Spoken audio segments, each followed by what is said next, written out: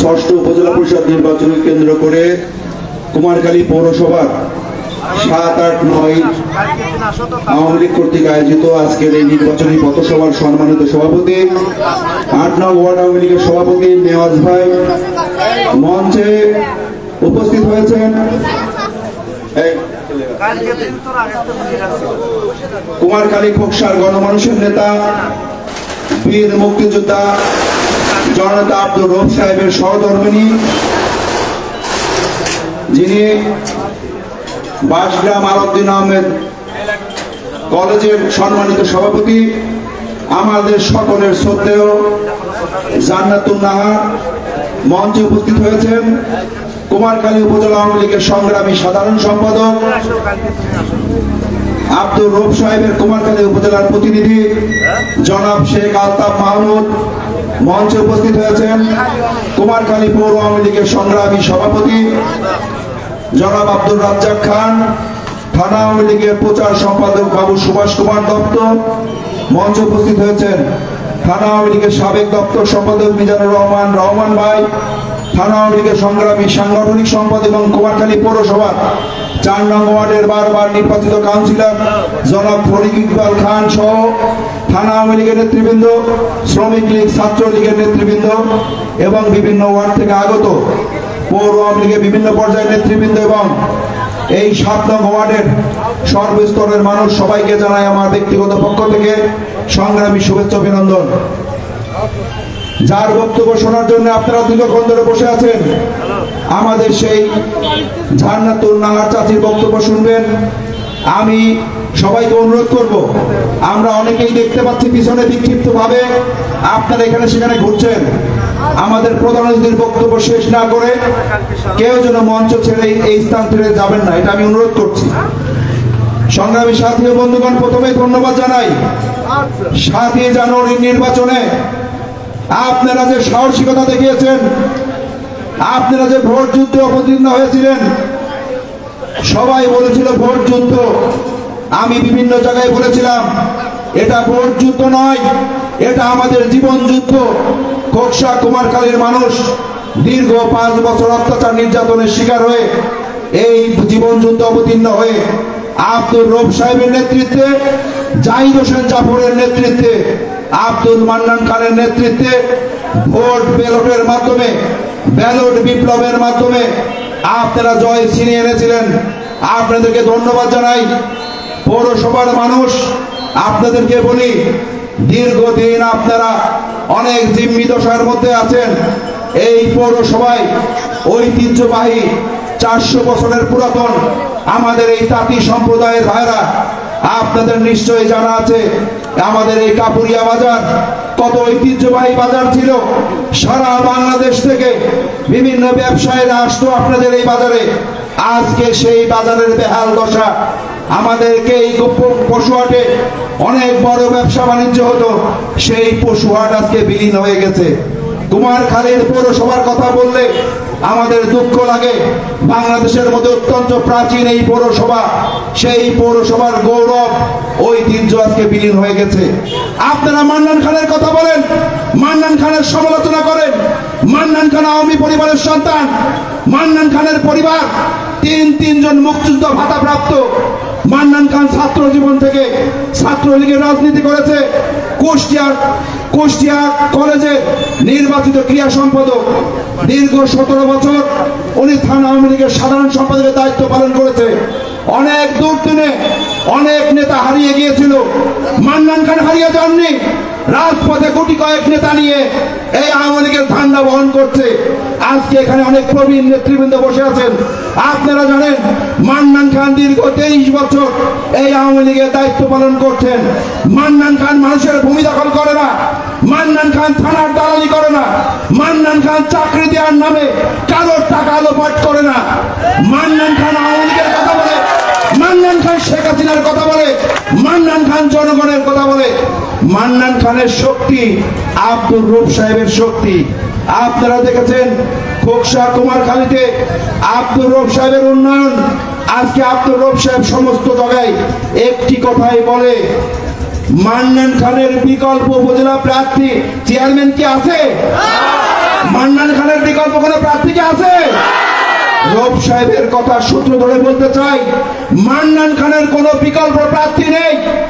কারণ মান্নান খান নিজেকে প্রমাণ করেছে খুলনা বিভাগের মধ্যে 5 মাস শ্রেষ্ঠ উপজেলা চেয়ারম্যান হয়ে কুমারখালীবাসীকে গর্বিত করেছে। শুধু খুলনা বিভাগের মধ্যে নয়, উনি বাংলাদেশের মধ্যে প্রাথমিক গণশিক্ষা এবং স্থানীয় পল্লী উন্নয়নে দুইবার রাষ্ট্রপতির কাছ থেকে স্বর্ণপদক নিয়েছে। এটা সম্ভব হয়েছে, আপনারা পাশে ছিলেন। কুমারখালী উপজেলা আওয়ামী লীগের সর্বস্তরের মানুষ ওনাকে ভোট দিয়ে দুইবার উপজেলা চেয়ারম্যান নির্বাচিত করেছেন। আপনাদের জন্যই মান্নান খান আজকে এই জায়গায় আসতে পেরেছে। তাই আমি মনে করি মান্নান খানের সাথে ভোটে প্রতিদ্বন্দ্বিতা করার মতো প্রার্থী কুমারখালীতে নেই। অনেক জায়গায় তথ্য প্রযুক্তির মাধ্যমে আমি অনেকের বক্তব্য শুনেছি।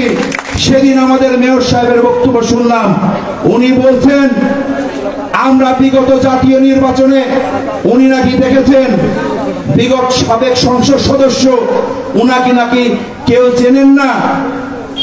উনি বলছেন আমার জজকে কেউ চেনে না, ওনার কোনো জনপ্রিয়তা নাই, কিন্তু পিটারের জনপ্রিয়তা আছে, পিটারকে সবাই চেনে। আমি বলতে চাই 5 বছর সাবেক এমপি সাহেবের প্রতিনিধিত্ব করেছেন, এমপি সাহেবের সমস্ত সুযোগ সুবিধা ভোগ করেছেন। আর এই 5 বছর ক্ষমতা চলে যাওয়ার সঙ্গে সঙ্গে জজ সাহেবের নির্বাচনের সময় নাকি জজ সাহেবের পক্ষে সুবাতাস ছিল না, সুবাতাস ছিল রব সাহেবের পক্ষে।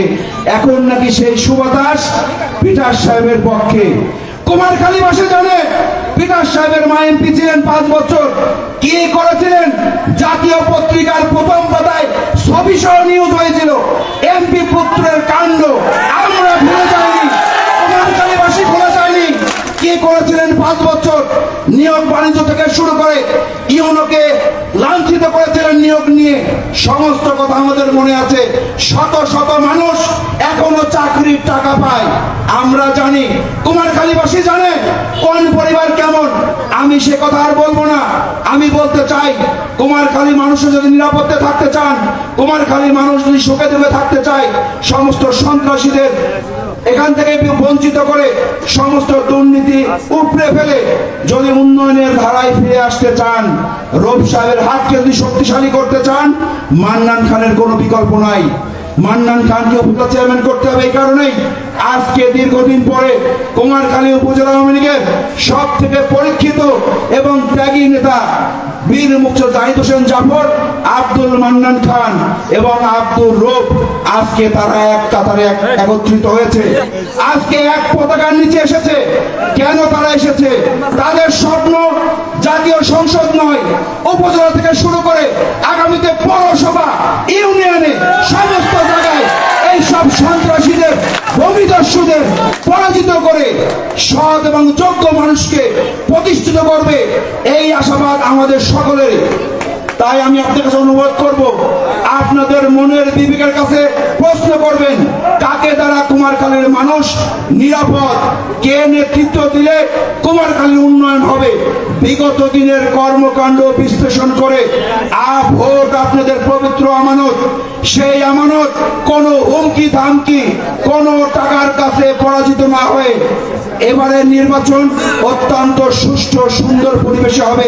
কোন সন্ত্রাসীদের দ্বারা কোন ভোট কেন্দ্র দখল হবে না। আমাদের মাঝে ইতিমধ্যে উপস্থিত হয়েছেন আপনাদের প্রাণপ্রিয় নেতা, আজকের যার জন্য দীর্ঘ অপেক্ষা করছেন আমাদের জনতার প্রার্থী জনতা আলহাজ আব্দুল মান্নান খান। তার জন্য করতলে যেন একটা জোরে করে তালি হোক। আমাদের মাঝে উপস্থিত হয়েছেন কুষ্টিয়া জেলা আওয়ামী লীগের সম্মানিত সহসভাপতি, কুষ্টিয়া জেলা পরিষদের সাবেক জেলা প্রশাসক, বর্ষিয়ান আওয়ামী লীগ নেতা জনাব জাহিদ হোসেন জাফর। জয় বাংলা। প্রতীক আছে, জাফর সাহেবের প্রতীক আছে, মান্নান খানের প্রতীক আছে, জেমস খানের প্রতীক আছে, আলতাফ সাহেবের প্রতীক আছে, রাজ্জাক খানের প্রতীক আছে। ওই সেই প্রতীক আনারস রব ভাইয়ের, জাফর ভাইয়ের চারিদিকে, আলতাফ ভাইয়ের, রাজ্জাক ভাইয়ের কি হলো রে? মান্নান খান ওই জানের সেখানে ঠেকা, ওই ভলকা ঠেকা, ওই 21 তারিখ, ওই সারাদিন, ওই আনারসে ভোট দিন। ধন্যবাদ। জেমসাকে বক্তব্য দেওয়ার জন্য অনুরোধ করছি। অনেকক্ষণ বক্তব্য দিয়ে ফেলেছি, আপনারা না আর আজকের মতো আমাদের